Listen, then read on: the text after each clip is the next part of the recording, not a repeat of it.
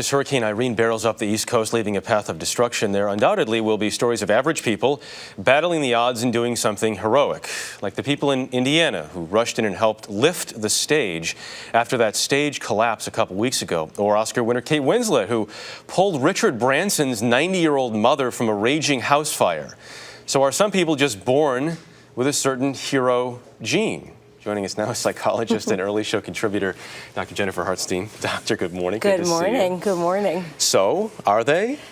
Yes and no. Okay. There is a little bit of it that is nature, and there is some of it that is nurture. Interestingly, there's very little research done on the hero gene. There's a lot done on the evil side of the same coin, but there's very little done on whether or not you can be born this way. And the truth is that you are born with the predisposition to want to help, to maybe have a stronger moral compass to jump in and do.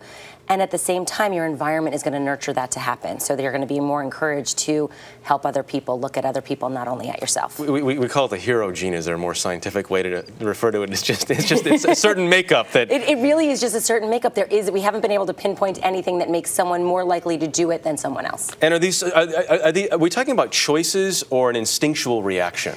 Oftentimes it's going to be instinctual. I think there are certain people who are going to stop, see what they can do, and maybe they're not going to run into the stage collapse, but they're going to do something on the outside. There are a lot of people who jump in and are the heroes. There are a lot of us that are these reluctant heroes. We want to help, we want to do something, but there is that moment of pause, and we're not sure which way to go. Do we fight or do we run? So we have to figure that part out, and if we can build people to go and run in, maybe we might get more help with from you work with a lot of kids. Yep. I got an almost 2-year-old now. Sure. Can we teach him to step up in situations like this? You can teach kids to be brave, right? We work to teach kids on how to face their fears within reason and how to tackle the things that make them nervous. We can also teach kids to be more focused on other people, less on themselves. If we can do that, they may then be more likely to help. We certainly don't want them to run into danger automatically. That's not going to be helpful either. Then we're going to have more victims. But we want them to be able to step up and see, what can I do? How can I help? How can I make that happen? In general, if you're teaching kids to be more compassionate, sharing a little more,